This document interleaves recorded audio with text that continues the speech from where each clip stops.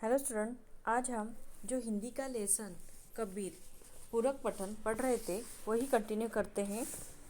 कबीर की यह गौर फूंक, मस्ती, पकड़ना, लापरवाही और निर्मम अखंडता उनके अखंड आत्मविश्वास का परिणाम थी।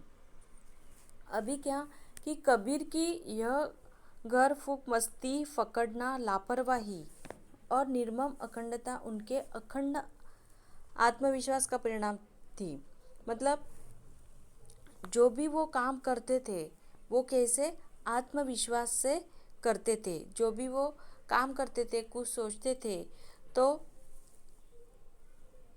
उनका आत्मविश्वास का ही, अभी जो पकड़ना, लापरवाही, निर्मम, ये सब उनका अखंडता की आत्मविश्वास का ही परिणाम था। उन्होंने कभी अपने ज्ञान को, अपने गुरु को और अपनी साधना को संदेह की नज़रों से नहीं देखा। उन्होंने कभी अपने ज्ञान को भी और अपने गुरु को और जो उनकी जो साधना थी, संदेह मतलब डाउट, किसी प्रकार की शंका उन्होंने ली नहीं। अपने प्रति उनका विश्वास कहीं भी डिगा नहीं।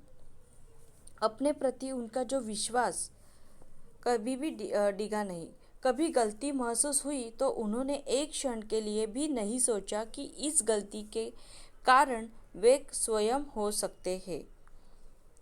क्या है कि कभी कभी हमारे हाथ से गलती हो जाती है तो हम क्या करते हैं, दूसरे का नाम लेकर हम क्या करते हैं, उस पर वो गलती डाल देते हैं। लेकिन कबीर ऐसे नहीं थे। वो क्या करते थे कि गलती हो गई तो वो खुद स्वीकार करते थे। उनके मत से गलती बराबर प्रक्रिया में होती थी, मार्ग में होती थी, साधने में होती थी। उनके मत से क्या गलतियाँ मार्ग से में मतलब रास्ते में भी होती थी और साधना में भी होती थी। वे वीर साधक थे और वीरता अखंड आत्मविश्वास को आश्रय करने की पनपति है।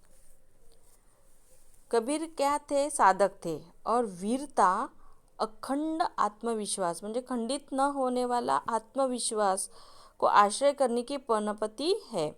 कबीर के लिए साधना एक विकट मतलब भयंकर विकट संग्राम स्थली थी।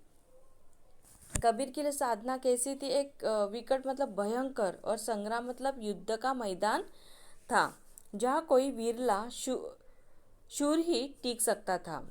जहाँ वीरला मतलब एक महान शूर ही टिक सकता था। कबीर जिस साई की साधना करते थे वह मुक्त की बातें से नहीं मिलता था। कबीर जिस साई की साधना करते थे वो कैसे? मुक्त की बातें से नहीं मिलता था। उस राम से सिर देकर मतलब अपना जो घमंड त्याग कर ही सौदा किया जा सकता था।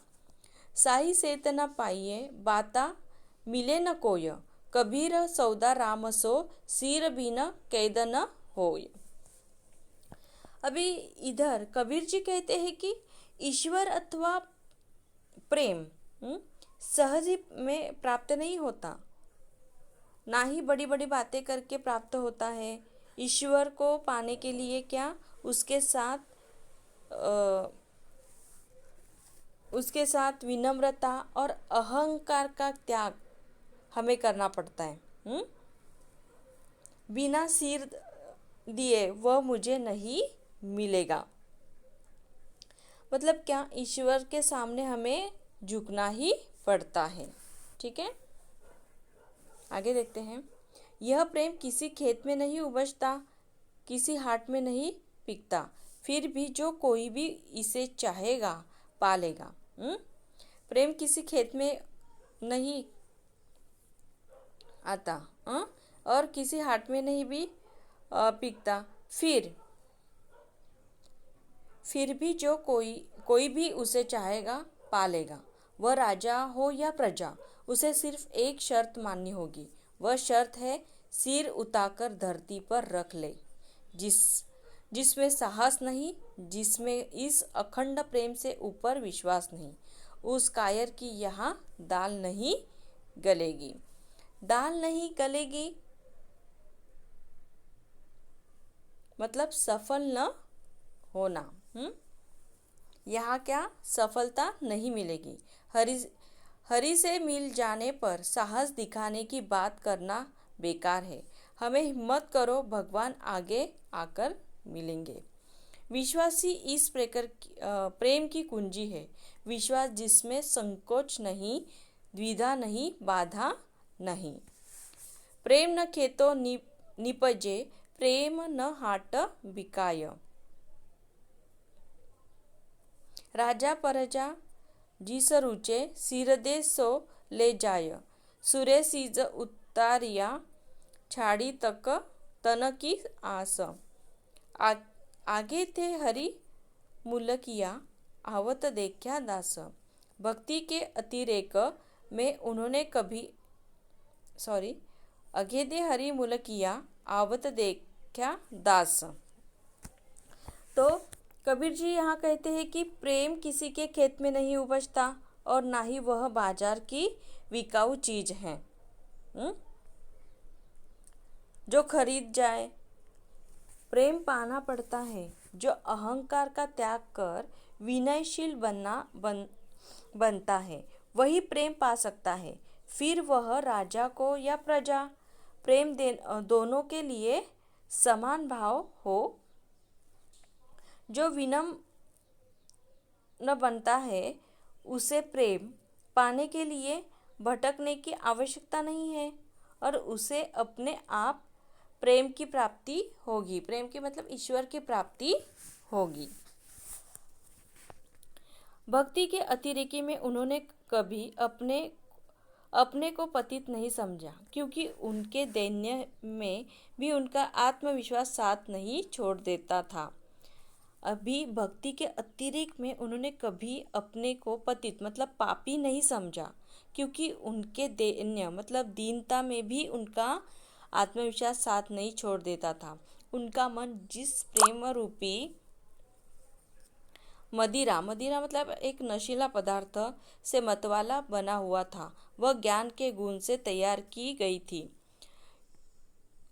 युगावतारी शक्ति और विश्वास लेकर वे पैदा हुए थे और युग प्रवर्तक की दृढ़ता उनमें वर्तमान थी, इसलिए वे युग प्रवर्तक कर सके। अभी युगावतारी शक्ति और विश्वास लेकर वे पैदा हुए थे और युग प्रवर्तक मतलब युग को आरंभ करने